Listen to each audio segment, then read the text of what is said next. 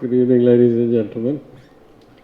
The Consul General, our excellent host for the evening, the many diplomats from different missions, my colleagues from the government of Tamil Nadu, I see some of them, and distinguished guests.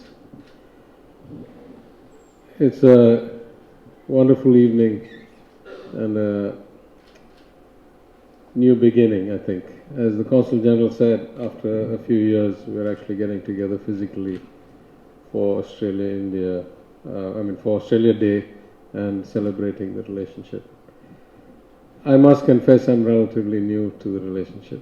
I lived many years on the other side of the world, and though I had traveled to Australia once before, it was a very brief visit for very professional reasons. But if I could pick up where the Consul General left off, I think in my couple of visits there, plus a few events in India and in Australia, I think the fit couldn't be better at a kind of strategic analysis. In geopolitical terms, especially with the increasing, shall I say, alienation of China from the global community in many ways, and the Quad, the relationship between India and Australia is accelerating at a pace that I actually hadn't quite contemplated till recently, and I think by far the fastest of any major relationship that India has. But as a former banker, I would also point out that Australia is one of those countries that has a very small population and a very large asset base and lots of pension obligations and therefore lots of duration-seeking assets, which is a very good fit for a country like India, which is a developing country and needs a lot of infrastructure funding. Not just funding, because I think India is not, recent market events aside, is a fairly decent capital market, but more the execution expertise. And I think Australia can bring companies that can clearly accelerate the execution of projects and the growth rate, therefore, because infrastructure is so important to growth. The third way I think we fit well is in terms of skills and just the number of people needed. A growing economy like Australia, if I'm not mistaken, has been more than 30 years since you had your last recession. Of course, driven by many factors, including the commodity boom, but an economy that grows steadily for 30 years with a low population and a low birth rate then definitely needs skilling from external sources. In fact, I think in India, but also particularly in Tamil Nadu, we are very focused on creating, as my Chief Minister said back in 2021, when we formed our Council of Economic Advisors, he says we want to make Tamil Nadu not just the best human resource capital state in India, but also in Southeast Asia and in the broader economy. So I think the expertise, the training, the institutions that Australia has, and the raw talent, the English-speaking percentage of the population, the young people that India and in particular Tamil Nadu has, is also an excellent fit. But beyond all that, at the end of the day, human beings make decisions. We fill offices. And the quality of personal relationships matters a lot. And as the Consul General pointed out, nothing focuses a politician's mind like voters and their interests.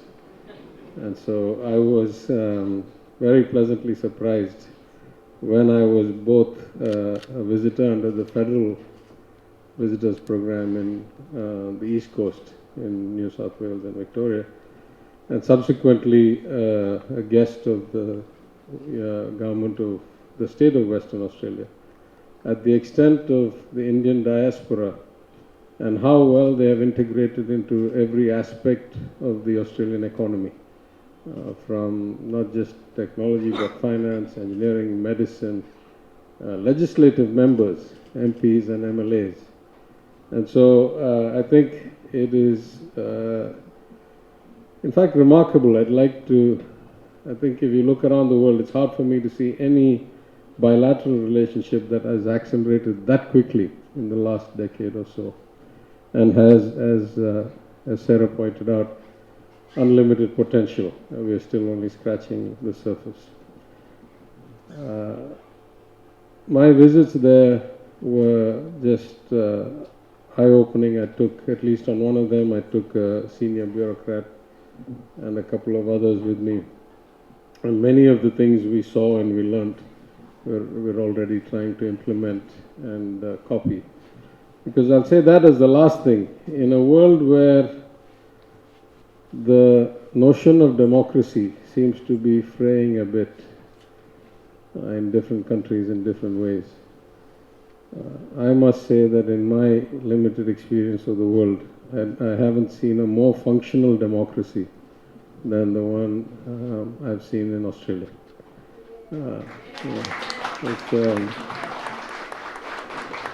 And that's no prejudice to anybody else. I'm just saying.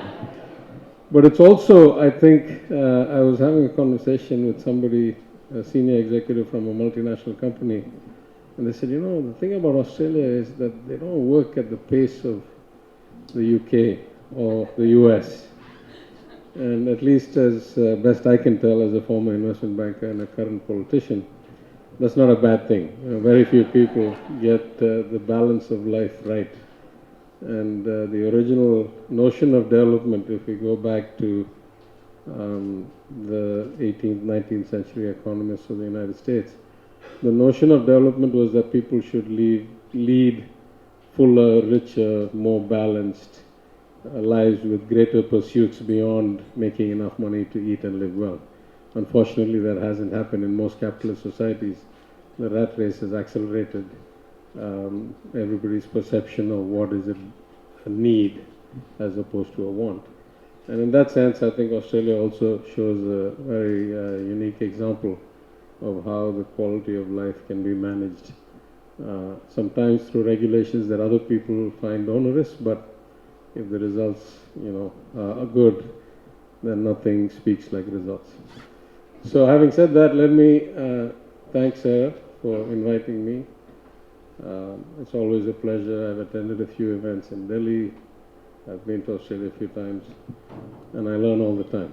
And I'm looking forward to meeting more of you. I know the Tamil Nadu-Australia relationship will accelerate, as with the history since the 90s. If India does it at X, Tamil Nadu will do it at 1.5 or 2X. That's always been true. So we'll do that. We have a greater proportion of the diaspora, a greater proportion of the economy than our population would suggest. And that helps us lead from the front, not to mention our culture of thousands of years of seafaring and trade across the oceans. So I think if we have this event next year, we'll have a lot more successes to talk about in the year from now. Thank you very much, and I hope you have a good time.